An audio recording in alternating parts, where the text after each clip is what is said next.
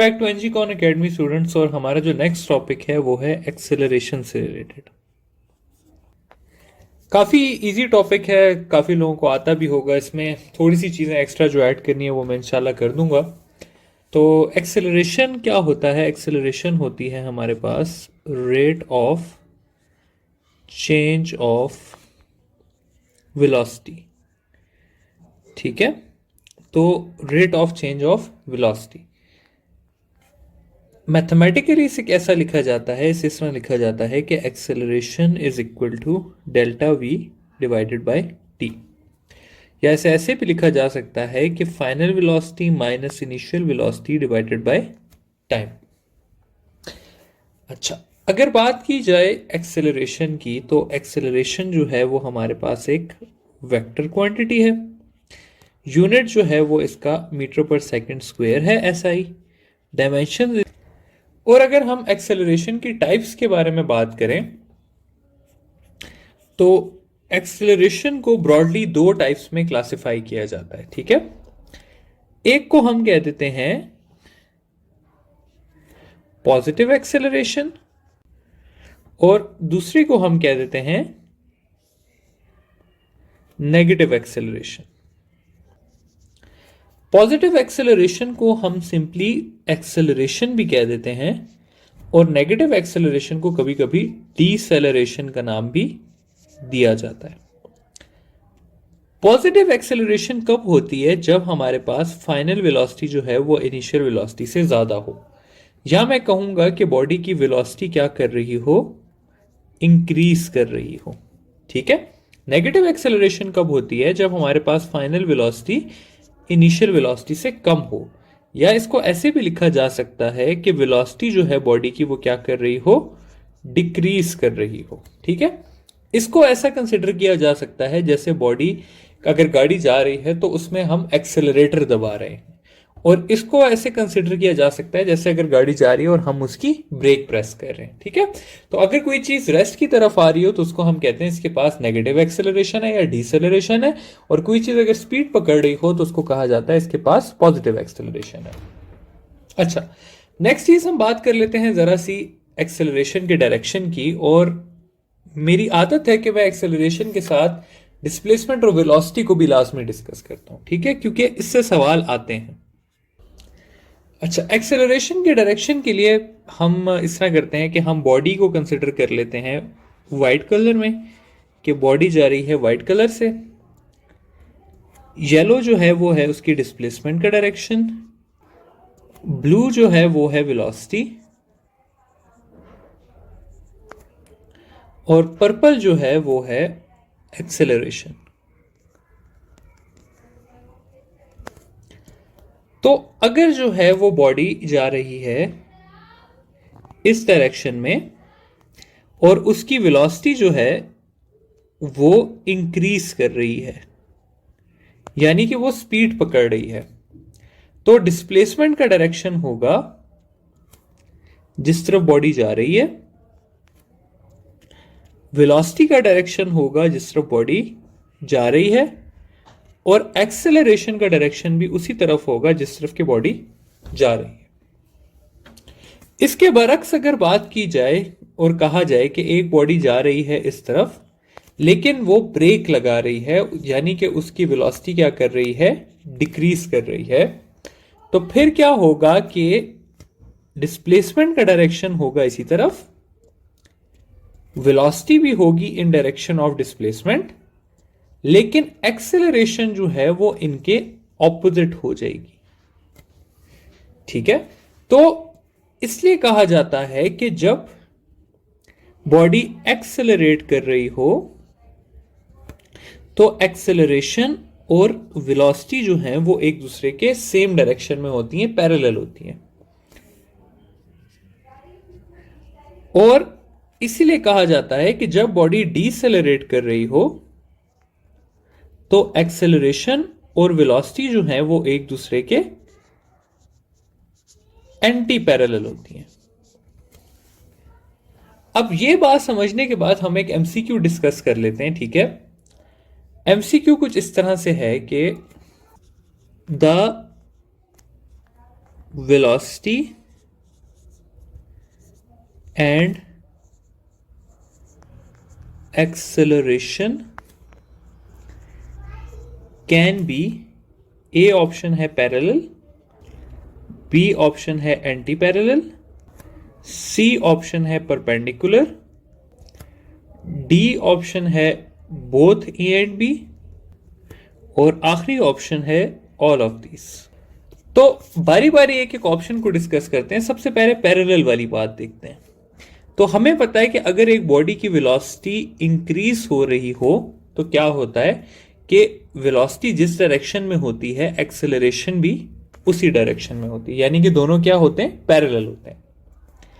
दूसरे ऑप्शन को अगर डिस्कस किया जाए तो दूसरे ऑप्शन में यह है कि अगर बॉडी की वेलोसिटी डिक्रीज हो रही हो तो वेलोसिटी और एक्सेलरेशन एक दूसरे के ऑपोजिट हो जाते हैं। अब इस हिसाब से हमारे पास both A and B correct हो जाता, लेकिन एक और थोड़ा सा कॉन्सेप्ट है कि जब बॉडी सर्कल में घूम रही हो तो किसी भी पॉइंट पे अगर मैं उसकी वेलोसिटी लूं, ये फॉर एग्जांपल उसकी वेलोसिटी है, तो उसकी जो सेंट्रीपिटल एक्सेलरेशन है उसके और वेलोसिटी के बीच में एंगल कितना बनेगा, 90 डिग्री बनेगा, यानी कि ये दोनों एक दूसरे के क्या हुए, परपेंडिकुलर हुए। तो इसलिए कहा जाता है कि इस सवाल का करेक्ट आंसर है हमारे पास ऑल ऑफ दिस। ठीक है, कैसे? अगर वेलोसिटी इंक्रीज कर रही होगी तो दोनों पैरेलल होंगे, अगर डिक्रीज कर रही होगी तो एंटी पैरेलल, और अगर बॉडी सर्कल में घूम रही होगी तो परपेंडिकुलर। इसके बाद मैं एक और चीज आप लोगों से डिस्कस करना चाहता हूं, वो है आपके पास direction in vertical motion. Vertical motion कैसे कहता हूं, इस तरह से कि एक बॉडी जो है उसको मैं ऊपर फेंकता हूं, ठीक है, बॉडी का कलर हमने व्हाइट रखा था तो व्हाइट से ही बना लेते हैं। एक बॉल है, उसे मैंने ऊपर फेंका, वो ऊपर गई और फिर वो वापस नीचे फॉल की। ड्यूरिंग इट्स पाथ मैं ये सवाल करता हूं कि how many times displacement, velocity और एक्सेलरेशन चेंजेस इट्स डायरेक्शन। ठीक है, ये सवाल है। अब पहले हम कंसिडर करते हैं कि बॉडी ऊपर की तरफ जा रही है। अगर बॉडी ऊपर की तरफ जा रही है तो डिस्प्लेसमेंट इसकी किस तरफ होगी, डिस्प्लेसमेंट इसकी होगी ऊपर की तरफ। अगर बॉडी ऊपर की तरफ जा रही है तो वेलोसिटी भी उसकी किस तरफ होगी, ऊपर की तरफ। लेकिन अगर हम देखें तो ऊपर जाते हुए बॉडी की वेलोसिटी इंक्रीज होती है या डिक्रीज होती है, तो बॉडी की वेलोसिटी क्या होती है, डिक्रीज होती है। इसलिए एक्सेलरेशन और वेलोसिटी का आपस में क्या डायरेक्शन हो जाएगा, ऑपोजिट। तो डिस्प्लेसमेंट और वेलोसिटी ऊपर की तरफ डायरेक्टेड है, जबकि एक्सेलरेशन जो है वो नीचे की तरफ डायरेक्टेड है। फिर जब बॉडी नीचे आ रही होगी तो नीचे आने वाली बॉडी की डिस्प्लेसमेंट नीचे की तरफ, उसकी वेलोसिटी नीचे की तरफ, और अब नीचे आते हुए क्योंकि उसकी वेलोसिटी इंक्रीज कर रही है तो वेलोसिटी और एक्सेलरेशन के बीच में एंगल 0 डिग्री, तो एक्सेलरेशन भी नीचे की तरफ। अब हम देखते हैं हमारे सवाल में क्या पूछा गया था। हमारे सवाल में पूछा गया था कि how many times displacement, velocity and acceleration changes its direction. तो इसका आंसर करते हैं हम। सबसे पहली चीज है how many times displacement changes. तो डिस्प्लेसमेंट ऊपर जाते हुए अपवर्ड डायरेक्टेड थी और नीचे आते हुए डाउनवर्ड, तो उसने अपना डायरेक्शन कितनी बार चेंज किया, 1 टाइम। फिर वेलोसिटी की बात करें तो वेलोसिटी भी ऊपर जाते हुए ऊपर डायरेक्टेड थी और नीचे आते हुए नीचे, तो इसने अपना डायरेक्शन कितनी बार चेंज किया, 1 टाइम। जबकि अगर हम एक्सेलरेशन की बात करें तो एक्सेलरेशन ऊपर जाते हुए भी नीचे की तरफ थी और नीचे आते हुए भी नीचे की तरफ थी, तो इसलिए एक्सेलरेशन ने कितनी बार अपना डायरेक्शन चेंज किया, 0 टाइम्स। ठीक है, तो इस वजह से ये एक आता है सवाल, इसलिए मैंने कहा आप लोगों को करा दूं। फर्दर जाते हैं हम एक्सेलरेशन की टाइप्स पे। तो एक्सेलरेशन जो है वो जिस तरह हमने वेलोसिटी की टाइप्स बनाई थी तो उसमें एक्सेलरेशन की भी टाइप्स हैं, जिसमें सबसे पहली टाइप आ जाती है यूनिफॉर्म एक्सेलरेशन। अच्छा जी, तो यूनिफॉर्म एक्सेलरेशन के बारे में कहा जाता है कि when acceleration of a body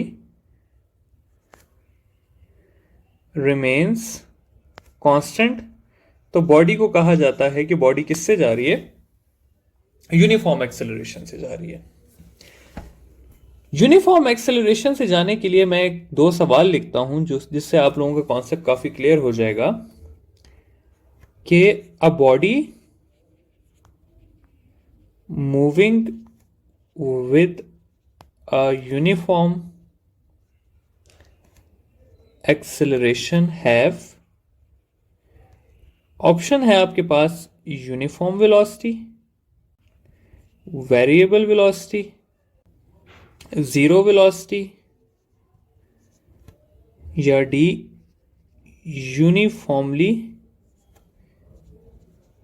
variable velocity. आपने इसमें से बेस्ट ऑप्शन सिलेक्ट करना है, ठीक है। तो इसका जो करेक्ट आंसर है वो है ये कि यूनिफॉर्मली वेरिएबल वेलोसिटी। अब मुझे काफी बार इसका आंसर मिला है यूनिफॉर्म वेलोसिटी, ये वाला। देखिए स्टूडेंट्स, जो बच्चा सोच रहा है कि यूनिफॉर्म वेलोसिटी, तो यूनिफॉर्म वेलोसिटी में एक्सेलरेशन जीरो होती है, ठीक है। ये जीरो एक्सेलरेशन नहीं है, ये यूनिफॉर्म एक्सेलरेशन का पूछा गया। यूनिफॉर्म एक्सेलरेशन का मतलब क्या होता है? यूनिफॉर्म एक्सेलरेशन का ये मतलब होता है कि एक बॉडी जो है वो स्टार्ट हुई है जीरो से,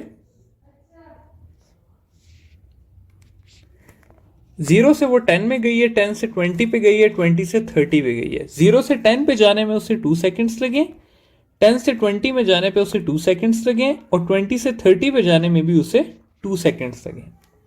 तो अगर मैं फर्स्ट इंटरवल की एक्सेलरेशन निकालूं तो वो होगी 10 माइनस 0 डिवाइडेड बाई 2, सेकेंड की होगी 20 माइनस 10 डिवाइडेड बाई 2, थर्ड की होगी 30 माइनस 20 डिवाइडेड बाई 2, और हर एक का आंसर आपको मिलेगा 5 मीटर पर second square.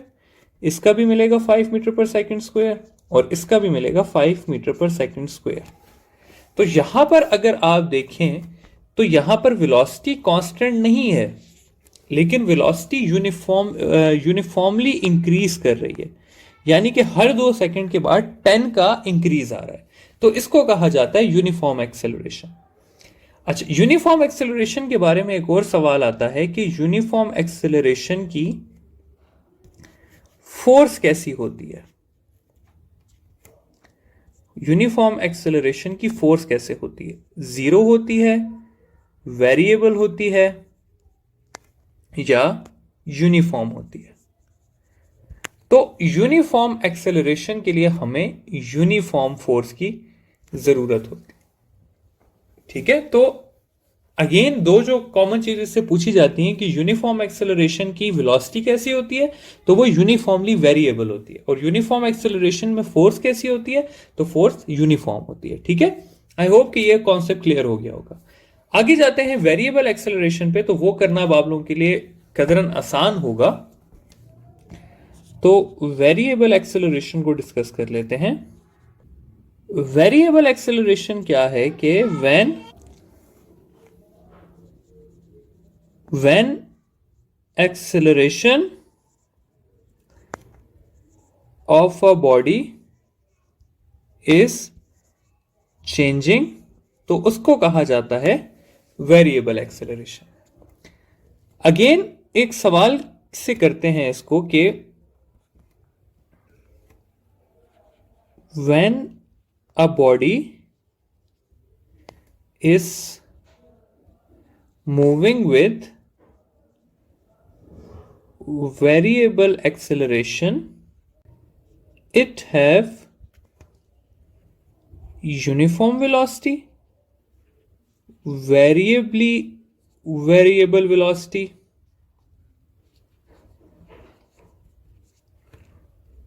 uniformly variable velocity, या जीरो वेलोसिटी। तो इसका क्या आंसर होगा? अब इसमें आंसर होगा हमारे पास वेरिएबल वेलोसिटी। अच्छा, अब इसको किस तरह से हम समझाऊंगा, इसको इस तरह से समझाया जा सकता है कि एक बॉडी जाती है 0 से, वो जाती है 10 पे, फिर वो अगले 2 सेकंड्स में जाती है 50 पे, फिर वो नेक्स्ट 2 सेकंड में आ जाती है 30 पे। तो अगर आप इनकी एक्सेलरेशन फाइंड करें तो इसका आ जाएगा 10 माइनस 0/2, तो ये हो जाएगा 5।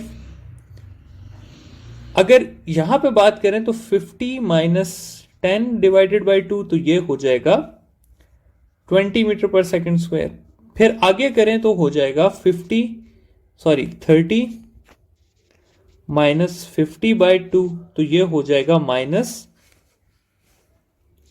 10 मीटर पर सेकंड स्क्वायर। तो देखें यहां पर 5 है, यहां पर 20 है, यहां पर -10 है, ठीक है। जबकि अगर आप पिछले में देखें तो यहां पर भी 5 है, यहां पर भी 5 है, यहां पर भी 5 है, ठीक है। तो इस तरह से हम कहते हैं कि ये यूनिफॉर्मली है और ये वेरिएबल है। आखिरी चीज जो वही हमने वेरिएबल में की थी कि वेरिएबल की फोर्स को देख लेते हैं। तो वेरिएबल एक्सेलरेशन के लिए हमें वेरिएबल फोर्स रिक्वायर्ड होती है और यूनिफॉर्म एक्सेलरेशन के लिए हमें यूनिफॉर्म फोर्स रिक्वायर्ड होती है। लास्ट एक्सेलरेशन की टाइप में हमारे पास है इंस्टेंटेनियस एक्सेलरेशन। अगेन एक less important topic. Instantaneous acceleration वही बात जिस तरह हमने वेलोसिटी में की थी कि एक्सेलरेशन ऑफ एन इंस्टेंट, ठीक है। एक लम्हे की एक्सेलरेशन को क्या कहा जाता है? इंस्टेंटेनियस एक्सेलरेशन कहा जाता है। और इंस्टेंटेनियस एक्सेलरेशन की जो इक्वेशन बनती है वो ये बनती है कि एक्सेलरेशन लिमिट हम लगा देते हैं कि टाइम 0 की तरफ जा रहा है और वही delta v by delta t। तो ये हो गई इंस्टेंटेनियस एक्सेलरेशन और एक्सेलरेशन का टॉपिक एंड को हो गया। चलें, थैंक यू।